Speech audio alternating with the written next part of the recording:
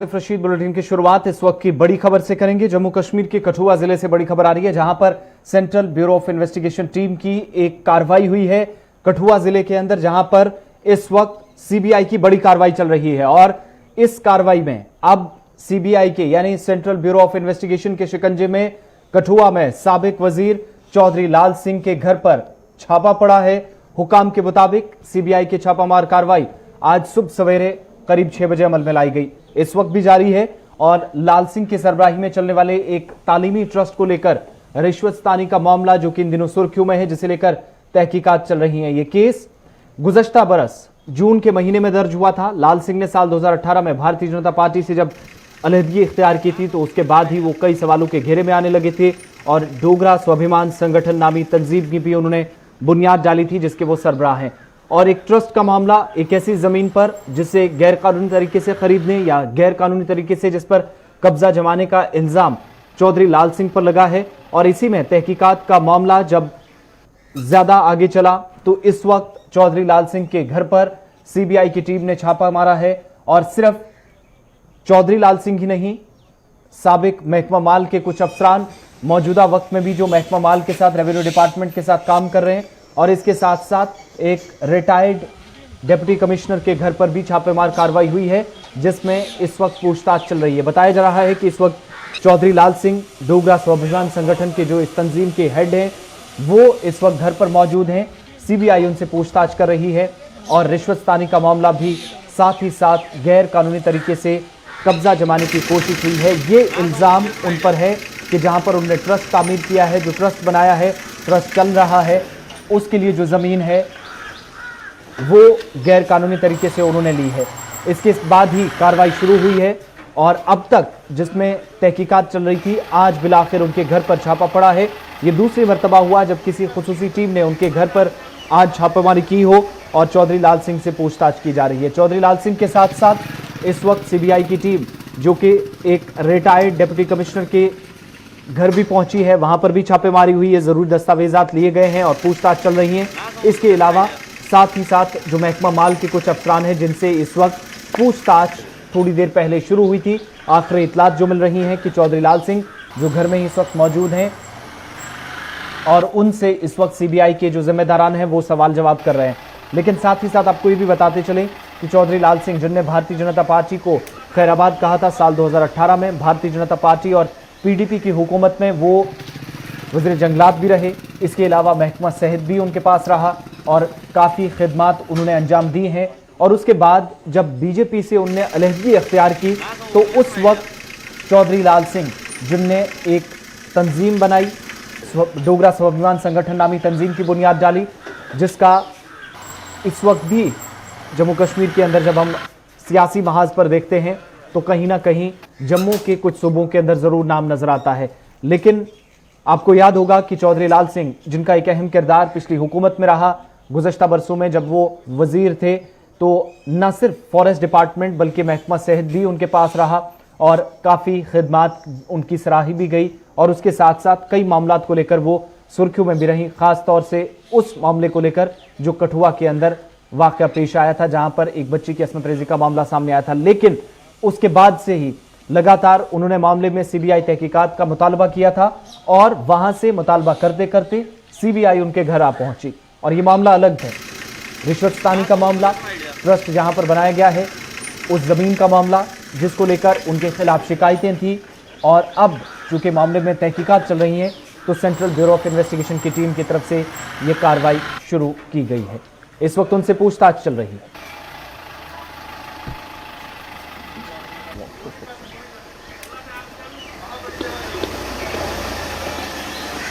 केंद्रीय जांच agency CBI की आज 2 टीमें कठुआ जिला में पहुंची हैं और आपको बता दें, कठुआ जिला में वार्ड नंबर 2 स्थित चौधरी लाल सिंह, जो पूर्व मंत्री हैं जम्मू कश्मीर सरकार के और डोगरा स्वाभिमान संगठन के चेयरमैन हैं, उनके निवास स्थान पर यहां पर दबिश दी है। आपको बता दें कि वार्ड नंबर 2 के साथ साथ हीरानगर के अंतर्गत पड़ते राजबाग क्षेत्र में भी सीबीआई की टीमों ने दबिश की है। आपको बता दें कि जिस प्रकार से प्रीलिमिनरी इंक्वायरी जो है सीबीआई की ओर से जून माह में दर्ज की गई थी, जिसमें आरबी एजुकेशनल ट्रस्ट के नाम पर जो एक घोटाला बताया जा रहा था, उसकी जांच जो है सीबीआई द्वारा की जा रही है। और आरबी एजुकेशनल ट्रस्ट में चौधरी लाल सिंह के फैमिली के मेंबर्स हैं और बताया जा रहा है कि वहाँ पर ज़मीन की खरीद और फरोख्त में बहुत बड़ा घोटाला हुआ है, जिसकी जाँच सीबीआई अब कर रही है। और सीबीआई ने आज कुल 10 जगहों पर छापेमारी जो है आरंभ की है। और कठुआ में बता दें कि 2 जगहों पर छापेमारी जो है इस वक्त चल रही है। इस वक्त हम खड़े हैं वार्ड नंबर 2 स्थित चौधरी लाल सिंह के घर के बाहर, जहां पर अभी सीबीआई की जो इंक्वायरी है, जो इन्वेस्टिगेशन है, वो अंदर जो है वो जारी है। जांच सीबीआई की ओर से की जा रही है। और आपको बता दें कि चौधरी लाल सिंह भी इस वक्त बताया जा रहा है कि अपने इसी निवास स्थान पर वार्ड नंबर 2 में स्थित हैं। और सुबह 8 बजे यहाँ पर सीबीआई की टीमें यहाँ पर पहुंची थी। पूरे इलाके को यहाँ पर गेट को बंद कर दिया गया है और किसी को भी अब यहाँ से अंदर और बाहर आने की अनुमति जो है वो नहीं दी जा रही है। और सीबीआई की जांच जो है सुबह 8 बजे सुबह से यहाँ पर जारी है। कठुआ से वीडियो जर्नलिस्ट कुलदीप चौधरी के साथ सरबजीत सिंह, गुलिस्तान न्यूज़ के लिए। सरबजीत सिंह जब ग्राउंड जीरो पे थे, ये उस वक्त की रिपोर्ट जब सीबीआई की कार्रवाई चल रही थी। इस वक्त ताजा तरीन तफसीलात क्या है? सरबजीत हमारे साथ फोन लाइन पे भी है, क्या कुछ तफसीलात हैं, कहां तक कार्रवाई पहुंची है सरबजीत? आप जी बिल्कुल, आपसे सुबह 8 बजे से ही यहाँ पर कठुआ की अगर बात करें 2 जगहों पर पुलिस की टीमें और सीबीआई के साथ यहाँ पर पहुंची हैं। बता दें कि कठुआ जो वार्ड नंबर 2 स्थित चौधरी लाल सिंह का निवास स्थान है, चौधरी लाल सिंह भी वहाँ पर मौजूद हैं और सीबीआई की जो जांच है वो भी अंदर चल रही है। इसके अलावा आरबी एजुकेशनल ट्रस्ट की जो इमारत है वो राजबाग स्थित है, वहाँ भी सीबीआई की दबिश दी है और वहाँ भी जांच जो है सीबीआई की ओर से जारी है।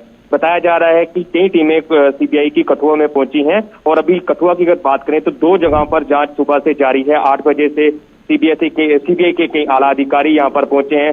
पुलिस की टीमों के साथ यहाँ पर गेट को बंद कर अंदर जो है जांच वो जारी है। और ये भी हमारे सूत्र जो अंदर से बता रहे हैं कि ये जांच लंबी चलने वाली है। ये भी बताइएगा कि ये जो आप जांच की बात कर रहे हैं काफी लंबे समय तक जरूर चल सकती है। कुल मिलाकर आज तकरीबन कितने लोग हैं और किस किस डिपार्टमेंट से हैं? कुछ रिटायर्ड बताए जा रहे हैं, कुछ अभी भी डिपार्टमेंट्स के साथ काम कर रहे हैं, सरकारी मुलाजिम हैं। ओवरऑल कितने लोग हैं जिन पर यह कार्रवाई इस वक्त चल रही है और किन किन इलाकों के अंदर? जी बिल्कुल, ये जो आरबी एजुकेशनल ट्रस्ट के जो जमीन के घोटाले के साथ तार जुड़े हैं, इसमें से सबसे पहले तो नाम ऐसी फैमिली का आता है। चौधरी लाल सिंह की फैमिली है जो इस एजुकेशनल ट्रस्ट के मेंबर्स हैं। इसके अलावा राजस्व विभाग के बड़े अधिकारी, जिसमें से पूर्व डीसी बताए जा रहे हैं, उनके वहां भी सीबीआई की जो है दबिश दे रही है। इसके अलावा कई जो रिटायर्ड अधिकारी हैं राजस्व विभाग के, वो भी सीबीआई के रडार पर हैं। और जो सूत्र हमें बता रहे हैं कि कुल 10 जगहों पर सीबीआई जो है अभी दबिश दे रही है। कठुआ की अगर बात करें तो कठुआ में अभी 2 ही जगहों पर सीबीआई ने अपनी जो जांच है वो शुरू की है, लेकिन कई टीमें सीबीआई की कठुआ में पहुंची हैं। अभी तक जो हमें प्रारंभिक जांच मिल रही है कि सिर्फ 2 ही जगहों पर, एक वार्ड नंबर 2 कठुआ में और पिछली बार भी कार्रवाई हुई थी, लाल सिंह के घर पर छापा पड़ा था। क्या सीबीआई उस मामले से भी पूछताछ करी या वो कोई और अलग मामला था और आज जमीन घोटाले का मामला और रिश्वत का मामला जो सामने आया है? जी बिल्कुल, ये जो प्रीलिमिनरी इंक्वायरी जो इनिशिएट की थी, ये जून माह में सीबीआई ने इनिशिएट की थी, जिसके बाद लगातार सीबीआई की जांच जारी थी। कई कार्यालयों में सीबीआई ने दस्तक दी, वहां पर अपनी लेटर्स दी थी, जिसके बाद पुलिस सीबीआई ने कई तरह की जो दस्तावेज है वो जिला मजिस्ट्रेट से और जिला के कई अधिकारियों से मांगे थे, जिसके बाद अब जो सुबह 8 बजे जो है आज दबिश जो है वो 2 जगहों पर सीबीआई द्वारा दी गई है। बहुत बहुत शुक्रिया तफसीलात फराहम करने के लिए। कठुआ से बड़ी खबर, जहां पर साबिक वजीर और डोगरा स्वाभिमान संगठन तंजीम के सरबराह चौधरी लाल सिंह जम्मू कश्मीर में पिछली हुकूमत में जो वजीर भी रहे, चाहे वो महकमा सेहत हो या महकमा जंगलात, दोनों का कामकाज उन्होंने काफी वक्त तक संभाला, दोनों में खिदमत रही। और चौधरी लाल सिंह जो कि भारतीय जनता पार्टी के साबिक सीनियर रहनुमा है, पार्टी में कद्दावर लीडर के तौर पर वो हमेशा से जाने जाते रहे। इस वक्त सीबीआई की गाज उन पर गिरी है और जमीन में जो आरबी एजुकेशनल ट्रस्ट है, क्योंकि उस एजुकेशनल ट्रस्ट के जो मेंबर्स हैं उनमें चौधरी लाल सिंह का नाम था और जमीन जो ट्रस्ट के लिए है उसमें उन पर इल्जाम लगा था ये गैर कानूनी कब्जा था। वो कितने सही कितने गलत ये अभी मैटर ऑफ इन्वेस्टिगेशन है। लेकिन दूसरी तरफ सीबीआई इस मामले की भी तहकीकात कर रही कि रिश्वत का जो मामला उनके साथ जोड़ा गया है, उन पर आरोप लगे हैं, इल्जाम आयद हुए हैं, क्या उनमें कोई शवाहिद इकट्ठे करने में सीबीआई की टीम कामयाब होगी या नहीं? इस वक्त न सिर्फ चौधरी लाल सिंह बल्कि उनके साथ साथ एक रिटायर्ड डिप्टी कमिश्नर और रेवेन्यू डिपार्टमेंट के कुछ जो जिम्मेदारान हैं उनके घर पर छापेमारी करके सुबह 8 बजे से अभी तक कार्रवाई चल रही है, पूछताछ हो रही है और माना जा रहा है कि यह मामला काफी लंबा खिंच सकता है। अभी बातचीत जो अब तक जो पूछताछ हो रही थी वो और भी कई घंटों तक जारी रहने वाली है। बढ़ते आगे बात जनूबी कश्मीर की, जहां पर सिक्योरिटी फोर्सेज और मिलिटेंट टू का आमना सामना एक बार फिर हुआ। अभी तक की इतलात के मुताबिक 50 राष्ट्रीय राइफल के साथ साथ सीआरपीएफ और पुलिस ने मुश्तरका तौर मारवल पुलवामा के अंदर तलाशी ऑपरेशन शुरू किया, जिस दौरान यहां मौजूद मिलिटेंट टू ने फोर्सेज पर फायरिंग की और इनिशियल जो रिपोर्ट्स आई उसके मुताबिक सिक्योरिटी फोर्सेज पर ग्रेनेड भी फेंका गया। पुलिस ने वाकये की तस्दीक करते हुए कहा कि फोर्सेज का मिलिटेंट मुखालिफ ऑपरेशन जारी है और जनूबी जिला पुलवामा के मारवल इलाके में सिक्योरिटी फोर्सेज और मिलिटेंट टू के बीच गोलियों का भी तबादला हुआ है। हालांकि कुछ देर तक गोलियों का सिलसिला शुरू हुआ था, फिर थमा, बीच में सर्च ऑपरेशन शुरू हुआ और अभी जो इतलात दोबारा मिल पा रही है कि दोबारा फायरिंग यहां पर शुरू हुई, लेकिन अभी तक किसी मिलिटेंट के हलाक होने की या जख्मी होने की इतलात मौसूल नहीं हुई। मिलिटेंट टू की जानिब से किए गए हमले में अभी तक जो वहां से फायर हुआ है, इसमें सिक्योरिटी फोर्सेज के 2 एहलकार, फौज के 2 जवान जो जख्मी हुए हैं, जिन्हें इब्तदाई इलाज मुआवजे के लिए श्रीनगर के बादामी बाग वाक़े 92 बेस्ड अस्पताल मुंतकिल कर दिया गया है। मजीद तफसीलात के लिए पुलवामा चलते हैं, हमारे नुमाइंदे गाजी खुर्शीद हमारे साथ हैं। गाजी, क्या कुछ ताजा तरीन तफसीलात हैं? एनकाउंटर चल रहा है? देखिए, आज सुबह जो मारवल काकपुरा पुलवामा का जो आज सुबह उस इलाके को मुहासरे में लिया गया था, सिक्योरिटी फोर्सेस को इतला मिली थी कि यहाँ पे मिलिटेंट्स के छुपने की उन्हें इतला फराहम हुई थी, तो जिसके नतीजे में वहां पे कैसो चलाया गया, जो सुबह सवेरे लगभग 5 बजे से ही वहां पे पूरे इलाके को कड़न में लिया गया था। तो फिर वहां पे ये जो उनको इतला मिली थी कि मुश्तबे मिलिटेंट्स यहाँ पे छुपे हैं, जब फोर्सेस उस मुश्तबे मुकाम तक, जब जो ही फोर्सेस ने वहां तक जाने की कोशिश की तो वहां से एक जोरदार आवाज सुनाई दी गई, तो साफ पता चला कि वहां पे जो मिलिटेंट्स छुपे थे उनने सिक्योरिटी फोर्सेस पे ग्रेनेड फेंका, जिसके नतीजे में वहां 2 फौजी एहलकार जख्मी हुए।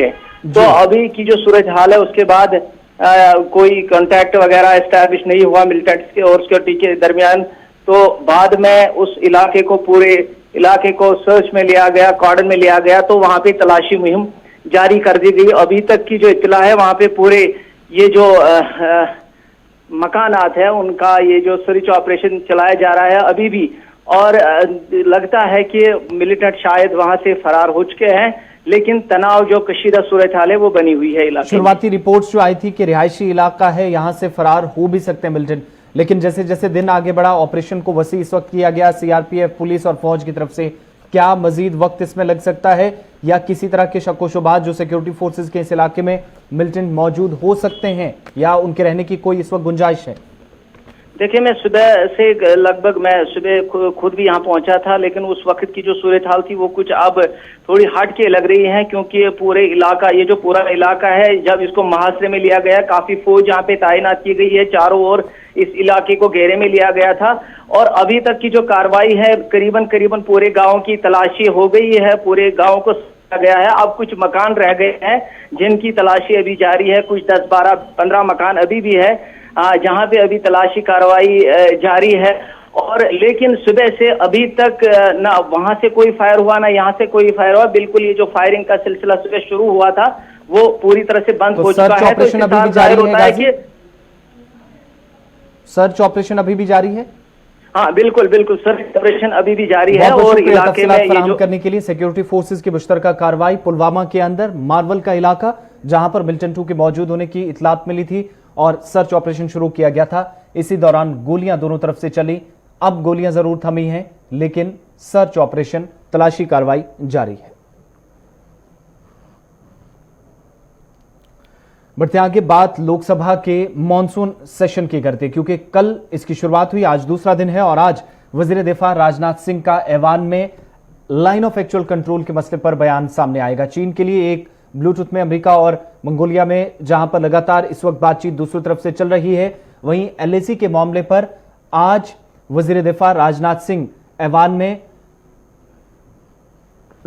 का ऐवान में लाइन ऑफ एक्चुअल कंट्रोल के मसले पर बयान देंगे। और दूसरी तरफ आपको यह भी बताते चले हैं कि भारत में चीन के जरिए की जा रही जासूसी का मामला भी जो सुर्खियों में है, जिसे लेकर एक बड़ा खुलासा हुआ है और अब एलएसी यानी सरहद पर ही नहीं बल्कि डिजिटल प्लेटफॉर्म पर भी हिंदुस्तान के खिलाफ साजिश रचने की खबर सामने आई। एक अंग्रेजी रोजनामे में रिपोर्ट शाया हुई और उसके मुताबिक चीन भारत में आईनी ओहदों पर बैठे बड़े सियासतदानों और अफसरान की जासूसी कर रहा है, जिनमें वजीर आजम से लेकर सदर हिंद तक और कई दीगर शख्सियात का नाम भी है। लेकिन अब जो अभी नई डेवलपमेंट हुई है उसके मुताबिक जम्मू कश्मीर के कई बड़े चेहरे और साबिक वज़ीर आला जो कि इस वक्त इस रिपोर्ट में जो खुलासा हुआ है उनका नाम भी सामने आया, वो भी इस फहरिस्त में शामिल हैं जिनकी जासूसी चीन की तरफ से इस वक्त की जा रही है।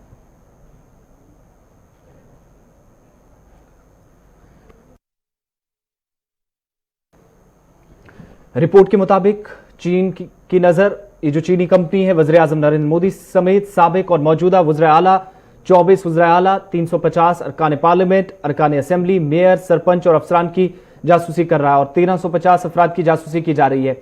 और रिपोर्ट के मुताबिक वज़ीर आज़म नरेंद्र मोदी समेत साबिक और मौजूदा वज़ीर आज़म, 24 वज़ीर आला, 350 अरकान पार्लियामेंट, अरकान असेंबली, मेयर, सरपंच और अफसरान के नाम भी इस फहरिस्त में है। और इसके अलावा रिपोर्ट के मुताबिक 350 अफराद की जासूसी इस वक्त भी की जा रही है। लेकिन इस रिपोर्ट के मुताबिक जो खुलासा हुआ है, जम्मू कश्मीर की कई अहम शख्सियात और सियासी रहनुमा जो जम्मू कश्मीर के अंदर हैं, उन पर भी इस कंपनी की करीबी नजर रही है। एग्जीक्यूटिव एडिटर इशफाक गौहर हमारे साथ हैं। इशफाक, जो कल खुलासा हुआ है 24 घंटों के बाद, क्या सरकार की तरफ से कोई स्टेटमेंट आया है, कोई इसकी वजाहत की गई है? और खुलासा जो हुआ कि जम्मू कश्मीर पर भी चीन की नजर थी और लद्दाख तक भी। देखिए, बिल्कुल आपकी बात सही है।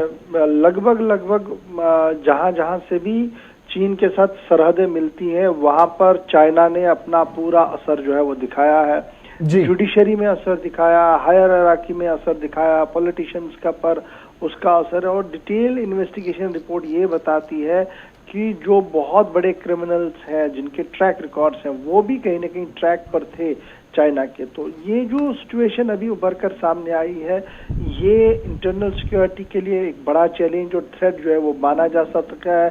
इसीलिए सरकार जो है उसने श्योर जरूर किया कि वो इस मैटर को देखेगी, लेकिन अपना बयान कब वो देंगी, क्योंकि लोकसभा का इजलास जारी है और माना जा रहा है कि रवां इजलास के दौरान हुकूमत जो है वो अपना मौक़िफ़ जरूर बयान करेगी। लेकिन बड़ी बात जो इस वक्त आ रही है वो ये आ रही है कि जिस तरीके की सिचुएशन बनी है कि महबूबा मुफ्ती पीसीसी के साबिक सदर और मरकजी वजीर सैफुद्दीन सोज, गुलाम अहमद मीर, नेशनल कॉन्फ्रेंस के आधा दर्जन से ज्यादा वर्कर, कुछ जर्नलिस्टों के नाम आ रहे हैं। तो उससे यह पता लग रहा है कि इन डेप्थ प्लानिंग और पॉलिसी को किस तरीके से चाइना जो है वो अडॉप्ट कर रहा है। और शायद मुल्क की सलामती सिक्योरिटी को इस बात का इल्म था या नहीं था, वो तो वक्त आने पर पता लगेगा। लेकिन जिस तरीके से एक आज़ादाना सहाफत के जरिए से इसको बेनकाब कर दिया गया, उसके बाद बहुत ज्यादा सवाल जो है वो मरकज के सामने है, वो बहुत ज्यादा सवाल जो है वो IT डिपार्टमेंट के सामने है। और उन सवालों का जवाब शायद रवां सेशन के दौरान जरूर मिल सकता है। बहुत बहुत शुक्रिया तफसीलात फराहम करने के लिए। भारत और चीन की सरहदों का मामला इस वक्त इसलिए भी सुर्खियों में क्योंकि अब जो खुलासा हुआ है उसने कई इदारों के, या जो कानून नाफिज करने वाले इदारे हैं, सिक्योरिटी एजेंसियां हैं, इंटेलिजेंस एजेंसियां हैं, उनके होश उड़ा दिए हैं। और अब शायद ऐवान में सरकार की तरफ से कोई रद्द-ए-अमल भी सामने आ सकता है। बढ़ते आगे बात आलमी वबा कोरोना वायरस की, जहां पर मुल्क के दीगर हिस्सों के साथ साथ जम्मू कश्मीर में भी कोविड-19 का कहर बदस्तूर जारी है। और मरकज के जेर इंतजाम इलाके में पिछले 24 घंटों के दौरान 1229 कोरोना के नए मामले दर्ज किए गए, जिसके साथ ही मुतासरीन की तादाद 55,000 से तजावुज कर गई। 24 घंटों में सामने आने वाले केसेस में 837 जम्मू सूबे से, जबकि 392 का ताल्लुक कश्मीर वादी से है। वायरस से अब तक मरने वालों की तादाद 910 के पार जा पहुंची है। वहीं मुल्क भर में आज 80,000 से ज्यादा कोरोना केसेस रिपोर्ट हुए, जिससे मुतासरीन की तादाद 50 लाख के करीब पहुंच गई है।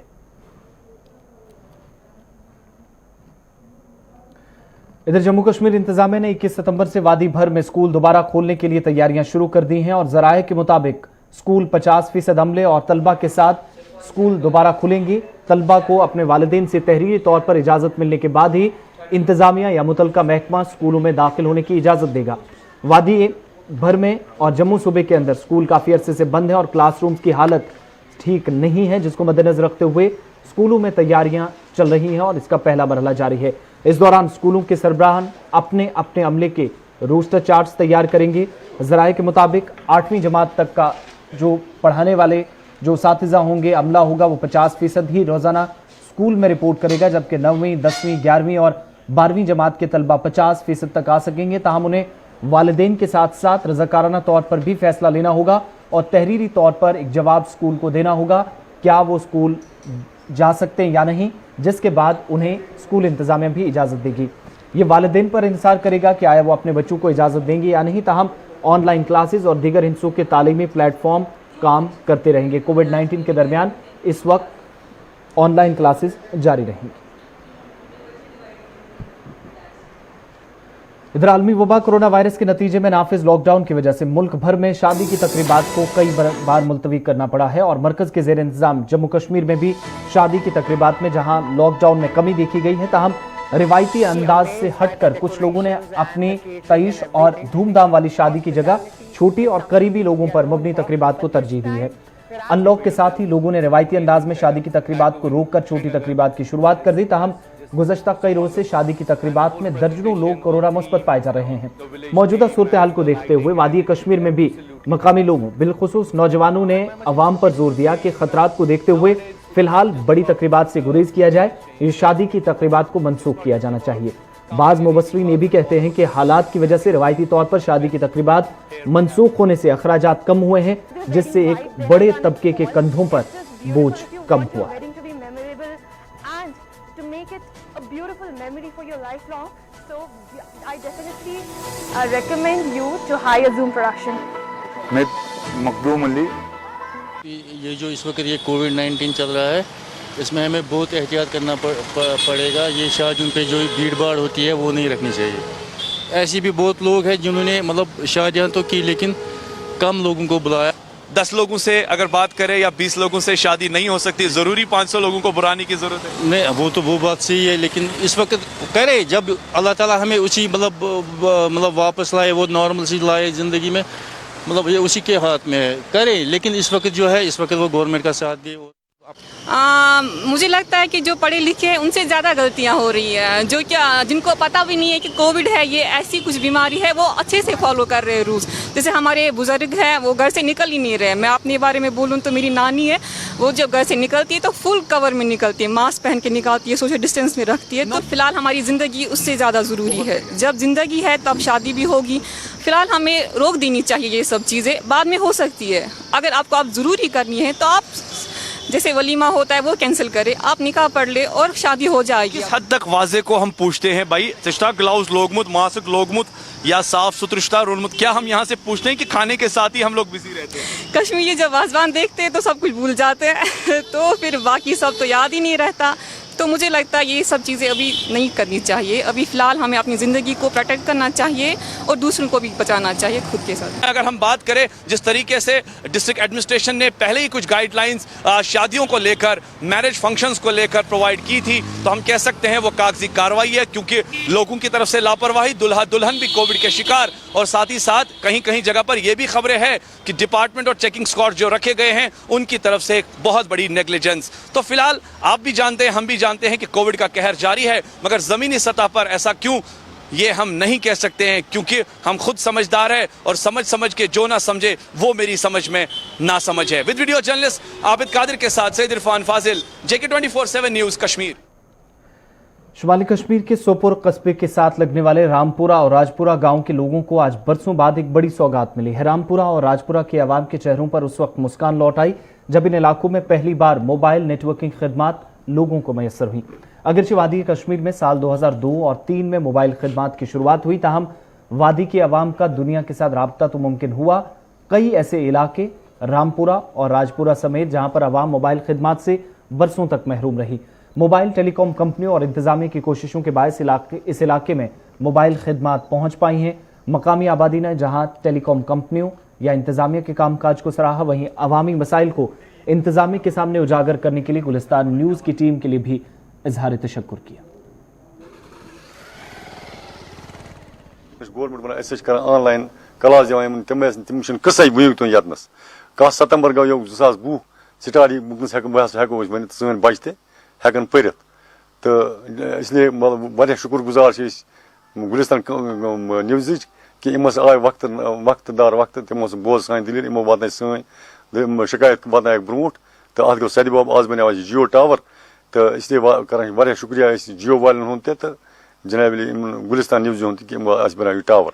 मतलब अकिस तिथिस मतलब कटा हुआ इलाक न कुछ कत ग कह चीज ग न पता दुनिया कह बगैर कह दुनिया बस 4 देवरी मज बंद, मगर यम टावर सत गि कनेक्टिविटी बिल्कुल वारिया शुक्रगुजार शुक्रिया कि मतलब मशकूर ठीक बिल्कुल अत पे खुशी करान कि गवर्नमेंटन दुत गवर्नमेंटन दुत अमे गई वारिया फैसिलिटी बेस कर अत पे तक दव कर क्या वन गुलिस्तान चलने तिहद वसा यह प्रॉब्लम दूर कि बच जन पान वे तम पान ठीक तो बेग आमत अब नाव रामपुर सो तकरीबन 200 चूल सह गि कनेक्ट गन तेल बराबर नत अधूरा अगर सह गि चलन कम बस गुलिस्तान चलने बगैर आव कह योर